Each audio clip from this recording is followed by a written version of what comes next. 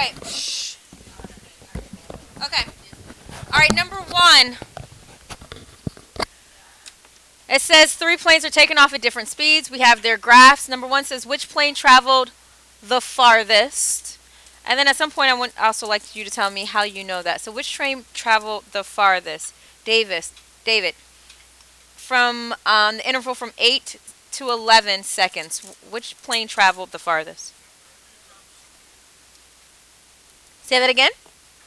I agree, the fighter jet. Let's do this in the fighter jet.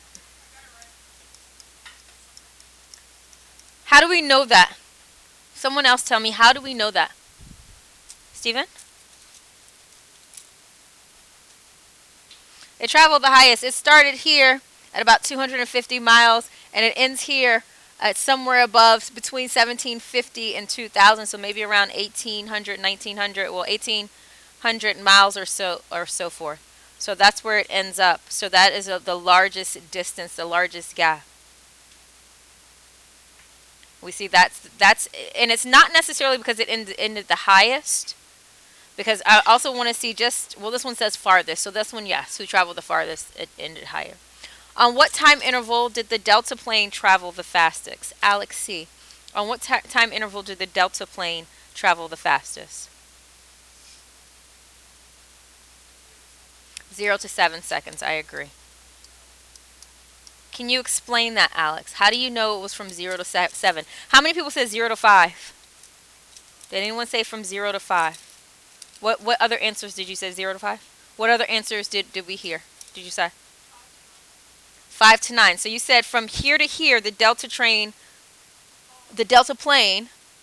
flew, or to 10?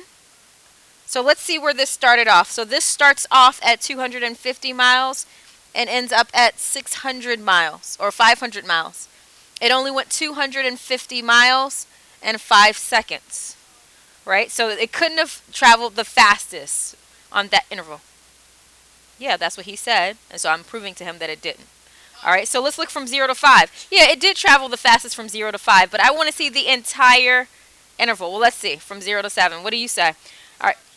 Okay, well, let's see. So from here to here, it went from 0 to about how many miles is this?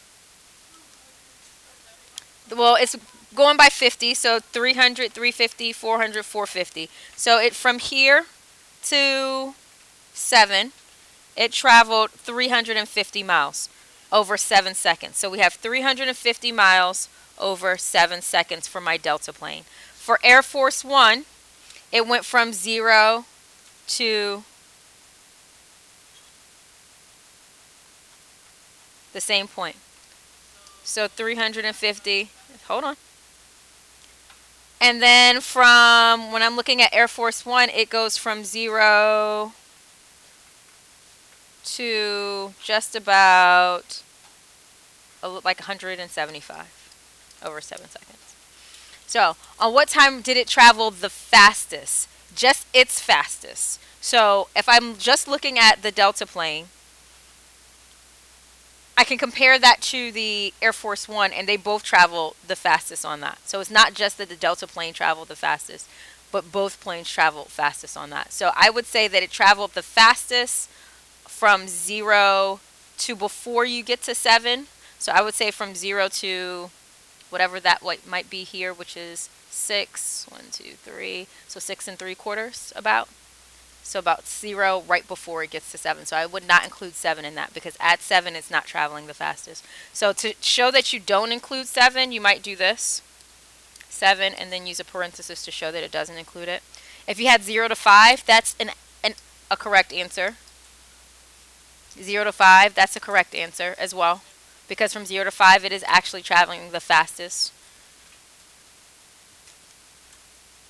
It's still traveling the fastest though thereafter until it gets to about the 7.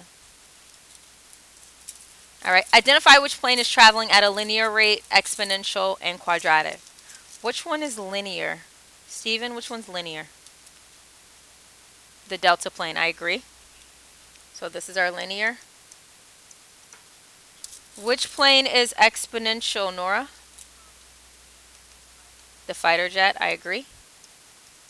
And then the last one, of course, is quadratic. You guys are just used to, you know what a line looks like. But then when you're looking at the difference between quadratic and something that's exponential, while these points are harder to see than maybe on a graph that's going by intervals of just 1, you know that an exponential function always starts off growing super, super slow, and then eventually exponentially, anything that grows exponentially is going to grow at a faster rate, or at the fastest rate. All right. So what we're going to do now is I'm going to have those that finished the exit card yesterday. If you finished the exit card yesterday, I'm going to have you turn to page 24. I'm going to have you turn to page 24. For those that did not finish the exit card, you can take everything, well, you can keep everything on your desk because it was open notes. You're going to have exactly 6 minutes, no more than that. After the 6 minutes is up, I'm collecting it.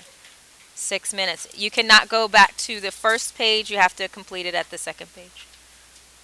Oh, and you're following along. All right, I'm going to look at this problem here. It's 2 sides of 4x plus 1, so I multiplied it by 2. There's 2 sides of 2x minus 3, so I multiply it by 2. I get 8x plus 2 plus 4x minus 6. At this point, I need to combine my like terms. My like terms here are 8x plus 4x. That's going to give me 12x. And then plus 2 minus 6. 2 minus 6 is negative 4. Here, these sides, none of these sides are duplicate. This isn't quadrilateral at any point. So I have this plus this plus this. Addition should be easy for you guys. I don't plus y plus 7 plus 5y minus 2. What am I combining here? Someone tell me what I'm combining. Alex? 3y plus 5y. 3 plus 1 is 4, plus 5 is 9. Then I have this positive 1, positive 7, minus 2.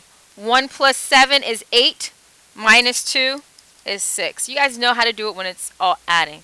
What I'm more concerned about is when I'm looking at problems like number 5, and it says take the difference between these numbers. So right along as I'm doing it. So difference means I'm subtracting. I have 11m minus 7n minus 2m plus 6n. Now the difference here is when I have subtraction, you should be writing as I'm going along, is when I have subtraction, I'm going to distribute this negative 1. When I do that, I can drop the parenthesis from the first one because I'm not doing anything. I don't need the grouping there. Negative 1 times 2m, what's that going to be? Negative 2m. Negative 1 times 6n, minus 6n. My like terms are 11m and then minus 2m, negative 7, and negative 6n. So I've got 11 minus 2. What's 11 minus 2? 9m. Negative 7 minus 6. Negative 7 minus 6. Negative 13n. So those tend to be the more difficult of the problems. Those tend to be, again, here's another one. I have to multiply by negative 1. So now I drop the parenthesis on the first one. This becomes negative 9n squared. What about this negative 8n? What's that now? Positive 8n. And what about this negative 10y squared? Positive 10y squared. The way that you can think about it is when you subtract, the sign of everything that's in the parenthesis there that follows is now the opposite. This was positive, now it's negative. This was negative, now it's positive. This is negative, now it's positive. Now I combine my like terms. 5n squared minus 4n squared, minus 9n squared is negative 4n squared. Negative 2 plus 8 is positive 6. Positive 3 plus 10 is 13. All right.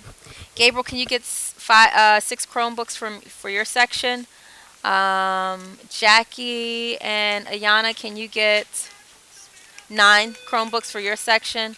And Chris and Michaela, can you get 9 Chromebooks for your section.